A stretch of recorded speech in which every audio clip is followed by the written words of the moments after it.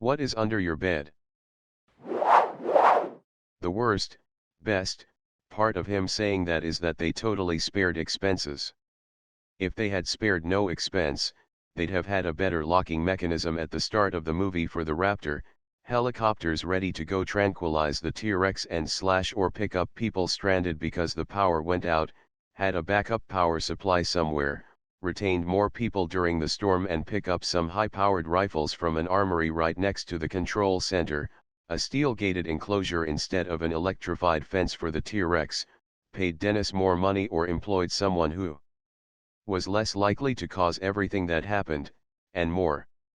The list goes on and on as to just how many expenses were spared. Don't get me wrong, that movie, from start to finish, is a masterpiece, from the music to the acting to the premise, to some really awesome special effects that still hold up today almost 30 years later. But I definitely think it's ironic Hammond claims he spared no expense while clearly sparing expense. Driving back to college from my grandma's house, holding my hand up to my ear to hear myself better as I practice for a choral performance a couple days from then. Cop pulls me over, is surprised to see that my phone is actually packed away in the back seat when he asks me to retrieve it. Asks me what the hell I was doing, and I get to awkwardly explain the thought process behind hearing yourself better when holding a hand to your ear. After a long stoic pause I panicked and couldn't think of anything else to say, so I went just try it. And started singing on the side of a 2-lane highway in the middle of bumfuck nowhere. He let me off with a warning. Edit, I don't know why I got a warning. I like to think the guy was just as embarrassed as me in the moment, and tried to make that traffic stop mean something more than I pulled over a choir kid because I thought I saw a phone and distracted driving is bad. So he let me off with a warning. He does however come across as some sort of Footloose-esque villain though, and I agree it was a super weird interaction. Oh, God. This reminds me of my own story. I had a good female friend in high school named Natalie. I had a big crush on her and we ended up dating later, but at the time she was with someone else. Anyways, she came to my house to work on a project after school one day before my mom came home. She finished up and then had a date with her BF at the time, much to my lovesick chagrin, so she needed to change. I told her she could change in my room. She did and then left without incident. I was chilling downstairs when my mom got home and went upstairs. Why she did it, but for some reason she decided to look at my room and then I heard her say my full name, loudly and slowly, the way she only did when I was in serious trouble. Confused I ran upstairs to find my mom holding a lacy, see-through, blue thong. Apparently, it fell out of Natalie's bag when she was changing. The worst part was there was no way I could convince my very angry, traditionalist, of a mom that I didn't have sex with her when the reality was I very much wanted to do just that. I was in the Navy, stationed on an aircraft carrier. In the sleeping compartment I was assigned to, we had lockers called coffin lockers. Our beds were on top of the coffin lid, which we opened the way you would think to get to our stuff. These were stacked 3 high, with not quite enough room to sit up while in bed. We were on a deployment, so we brought whatever we couldn't live without for 6 to 12 months. One of the things I had was a rechargeable shaver. Well, apparently when I closed my locker the one night before going to bed, I jarred the battery cover, and the shaver intermittently vibrated against the wall of the locker. However, I didn't realize it at first.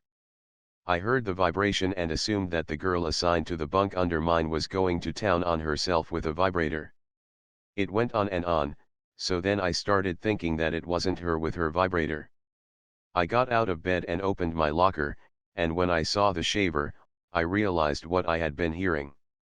At that moment, the girl laying in her bunk below mine opened the curtains and gave me a look. I showed her the shaver, and explained what happened. We both had a laugh when she said that she thought I had been going to town on myself with a vibrator. I was in a relationship with a girl who was paraplegic and needed a wheelchair. We made a cosplay of the Lamia from Monster Musume and we went into a part of the convention center that was empty to get a couple shots of the costume before going out into the crowd. At the time we didn't know it was technically off limits. So I helped her out of the wheelchair and lay her down so she can get comfortable, and I was wheeling her chair off to the side to be out of sight for the photos. I always fuck around too much and I was pretending to run away while taunting her. I did it all the time and it always made her laugh. I think I said something like, "Good luck trying to leave without your wheels," and before I could turn around to see where I was going I was getting wrestled to the ground by the convention center security. We cleared it up and slap on the wrist for me cause we were somewhere we weren't supposed to be.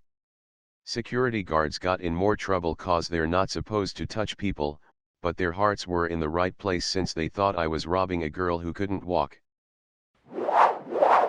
I live in not the best neighborhood in Brooklyn, and a few weeks ago I was walking my girlfriend's small black three-legged dog late one night. There's a lot of guys that hang out by a busy corner drinking/smoking on their stoops. One of them went to take a leak by a building's trash area. He was facing the building with his back to me. So, as he was peeing, Pepper, the dog, decided she was going to be stubborn and just sit down. I kept trying to get her to get up so we could go home. As I was calling her and telling her, "Come on, let's go," the guy peeing locked eyes with me through a mirror that was in the trash pile. EY, yo, what the fuck? He couldn't see the dog I was talking to because she was 10 feet behind me in the shadows. He thought I was trying to fight him while I was watching him take a leak. Not at all the case. As he was zipping up and turned around, Pepper hopped up and trotted by and broke all the tension. He was like, "Oh shit, my bad. I didn't know you were talking to the dog." We laughed about it and carried on our separate ways. Theater kid in high school, had a scene where I had to tie a girl to a chair with a specific knot so it looked real but could be undone super quick by her just tugging something and it all coming undone. Anyway, I'm practicing the knot with her in the classroom during an off period so I could get it right. Cue gym teacher walking into the room to ask theater teacher something and seeing a girl gagged and getting tied to a keyar while we were the only two in the theater classroom. Fun times. Edit. Few quick things I thought I'd add after replying to comments. Scene was after her character gets kidnapped, so that's why we went to all the lengths to make her look like a hostage. She agreed to everything we did, even suggested the gag herself to be authentic. Take that how you will. Teacher who found us was super chill and knew most of the theater kids anyway and supported the theater anyway. He told us through the visible concern, "Please tell me this is for a scene cause I don't want to be there for this trip to the principal." I told him, "Yeah, just practicing to get the knot right, and another scene is on stage." He just nodded and went to find theater teacher. Again, I never thought to take her gag off to let her help me explain cause I'm an idiot. Later our theater teacher decided we'd have certain places to practice sensitive scenes. Similar thing happened to me, but it was because I had a terrible headache at work, and the work colleague who gave me the headache pills failed to mention they were effervescent and had to be put into water. Worse, I was just running from work to get on a 2-hour train trip to my parents' house. So I swallowed the pills on the train with a sip of water from my water bottle, and immediately felt something was very wrong. Now not only do I have a terrible headache, but my intestines are fizzing. My guts were not impressed, and soon my bowels began to cramp. This was the very last train for the day, so if I got off at a station to go to the toilet, I'd be stuck overnight in the middle of bumfuck nowhere. However, I knew at one station the train would stop and sit there for a few minutes while the guards changed over. But there was no way I would make it to the toilet carrying all my luggage and back again in time. So I risked running off the train, abandoning my luggage, for an express toilet bowel explosion. Fortunately the carriage was empty, because I don't know what people would think, seeing someone leaving a bunch of luggage on a train, and absolutely sprinting away like their life depended on it. They might have thought it was for another type of explosion. Fortunately I managed to get to the toilet, clean up, and get back on the train before it took off with my luggage. But it was still a pretty miserable train trip. I was helping out a female coworker by giving her a ride home from work every day. She was going through a divorce and was having car issues with her ex. We both worked the same hours and it was a short distance, so I was happy to help. Anyway, one day she told me that a mouse had gotten into her bedroom, which was over her garage. I told her it's probably a simple fix, like maybe the mouse came up through a heat vent or small hole somewhere near the floor. I go up to her bedroom and get down on all fours looking for somewhere that the mouse was getting in. I took off my glasses and set them on her nightstand next to her bed. I found a small opening by a plumbing pipe and jammed some paper in it to block it off. I got up and told her that was the only place I could see and that I thought it might be fixed. I then walked out to my truck and drove home. 2 hours later, I get a call from my friend who says that her soon-to-be ex had come over and found my glasses on the nightstand. She tried to explain to him that it was completely innocent and I was just looking for a hole where the mouse may have gotten in. He just looked at her and said, "Yeah, I am sure he was here looking for a hole." Senior year of high school, end of the year, and it's been balls hot for days and for some reason the AC isn't working. I have this pain in my taint and scrotum area and I'm complaining about it to my friend next to me in biology class. I really don't want to go tell the nurse or have a parent look at it, so I ask my friend if he'll take a peek. This was before everyone had a cell phone with a camera to do this sort of thing.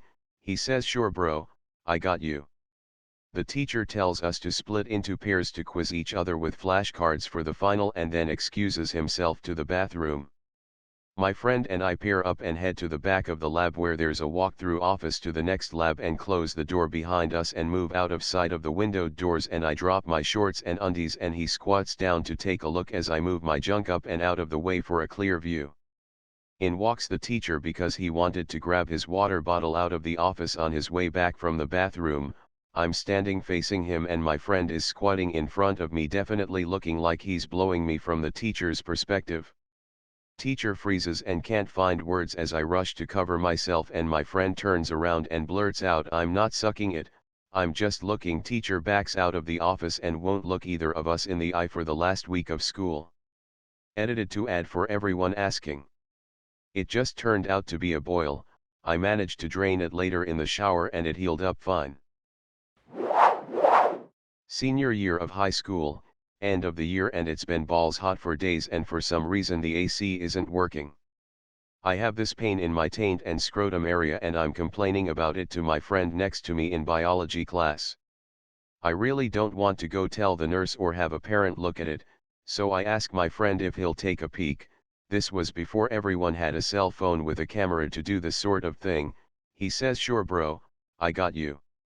The teacher tells us to split into pairs to quiz each other with flashcards for the final and then excuses himself to the bathroom.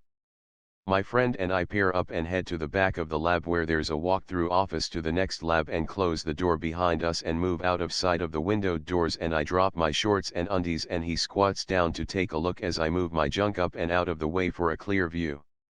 In walks the teacher because he wanted to grab his water bottle out of the office on his way back from the bathroom. I'm standing facing him and my friend is squatting in front of me, definitely looking like he's blowing me from the teacher's perspective. Teacher freezes and can't find words as I rush to cover myself and my friend turns around and blurts out, "I'm not sucking it, I'm just looking." Teacher backs out of the office and won't look either of us in the eye for the last week of school. Edited to add for everyone asking. It just turned out to be a boil. I managed to drain it later in the shower and it healed up fine. Awesome. A fellow staring enthusiast. I have a couple of tricks I do in order to do this as well. One is to slightly move my focus back and forth, side to side or up and down, but not so much that it's very obvious I'm doing it. Another is that I don't know if my eyes are naturally watery or I can just wool my tear ducts, but I can keep my eyes hydrated just enough that they don't dry out while staring. Oddly enough, and sometimes it can be a bit disconcerting, but I'll get stuck where my brain just basically relaxes all of my muscles and I find it difficult to want to blink or do anything else. Kind of like being in a self-induced hypnosis. I also do this, I talk to myself alone in my bedroom sometimes and I'll just be conversating with myself, chill out, nobody is talking back to me, and I'm totally aware I'm alone, about a subject, and sometimes even when I halfway into what I'm trying to say my brain will just start thinking of something totally unrelated and I'll completely forget what I was talking about. It takes me a minute or two to stop, think, and come back to what I was originally saying. This doesn't ever happen to me in real conversations though, but I believe it's because those are back-to-back dialogues. If it's a non-stop rambling monologue with myself then I tend to sometimes drift into La La Land time from time. Yes, I have had. I was diagnosed with it when I was in the 2nd grade, I was probably 7 or 8 years old. I haven't taken my meds since 5th grade. I honestly feel fine without them, but I graduated high school by the skin of my balls. Well, I guess I don't know about useless. I used to run 2 tills at once at work when I was a gas station clerk. But no one liked me doing it even though the tills were still accurate and never short. Until the manager started stealing money and writing us up for it. Or another cashier doesn't like working with you because you are doing your job better than they are and sabotage you by making your till short, and dude kept having me count the till with nothing wrong in the morning instead of having someone count the till down correctly at night. Was always attacking me for something I wasn't even assigned to. Oops, sorry, a rant went on there. I guess according to Indeed I'm highly proficient in customer service. Edit, holy hell. I think this is my first ever blown up liked comment on Reddit that's reached past 200 likes. Thanks all. Means a lot. Same for my husband, he played a discipline priest. We no longer play since last October, but whenever we did any kind of grouped content people would compliment him on his healing. It got to the point where he became a minor celebrity on our server, in the good sense, and some of our guildmates would jokingly / half seriously ask him to marry them. As for my useless superpower, remembering everything about WoW. Need a lore question answered? Sure. Can't find a quest? I can tell you where to start the chain and the name of the NPC. A transmog you saw and vaguely described it? I can point you to 3 different transmogs and their alternative colors from raid difficulties / PvP. Guildmates and friends have jokingly referred to me as a walking wowhead. Remembering things. I can recall anything I saw. Card number, people's faces, town I pulled in to fill gas, places I haven't visited in a while. I know London Tube like the back of my hand. I remember all the streets in Chicago, Loop and North Side. For example, I have had 4 different DL numbers since I first got my DL. Once got pulled over, didn't have my DL, told the cop I remember my number, he thought I was being a smart ass, detained me, till he actually pulled the info to find I wasn't lying. FK that guy. I remember my dad's ID number. He was once just spoke it out loud and bam, now I know it. I used it once to access his bank via phone banking. I visited London in 2006 first time, was impressed with the tube, went there again for a friend's wedding in 2018. Took the train then tube from Heathrow to my friend's place. Didn't miss any stops. Pretty cool I guess, haha. I remember a lot of useless information, which I wanna delete, but I guess brains don't work like that. Cringe moments, sad moments, depressing times, failure moments. I remember it all so vividly. It becomes hard to ignore people too because you know them as acquaintances but you don't want to talk to them, but my body language becomes awkward since I'm avoiding them. Like this is the most useless power. Can't remember my own passwords though. I am amazing at learning, a working proficiency at nearly everything I have ever done, in an astonishing amount of time. I learned CNC machining in 2 weeks. I picked up woodworking well enough to sell things in about a month as a hobby. I learned how to do door-to-door sales in 1 week. I graduated 6th in my class in communications and electronics repair school and never studied. The thing that makes this useless is that I only ever have a functional knowledge of the subject and never excel at it. Sure, I learned CNC, but no job shop will employ me because I can't program, and production shops don't appreciate the tolerances I typically end up with. And yes, I do have ad. Why do you ask? 80s and 90s cartoon theme songs, with an occasional sprinkling of movie songs from that era. If I'm staring blankly off into space, there is a good chance Tailspin is mid-play in my mind. Spin it, let's being it, bear and grin it, when you're in it you can win it in a minute, when you spin it, spin it, spin it. Ahaha. The hardest physical events I've ever done, ugly-faced and sweating, my push-through song is Gummy Bears. That is an all-time banger. Magic and mystery are part of their history along with the secret of Gummy berry juice. Their legend is growing, they take pride in knowing they fight for what's right in whatever they do. Gummy Bears. Bouncing here and there and everywhere. High adventure that's beyond compare. They are the Gummy Bears. They are the Gummy Bears. Doodaloo doodaloo. Next time you are stuck in traffic and hating everyone around you, just turn around and look at what you see. Edit links.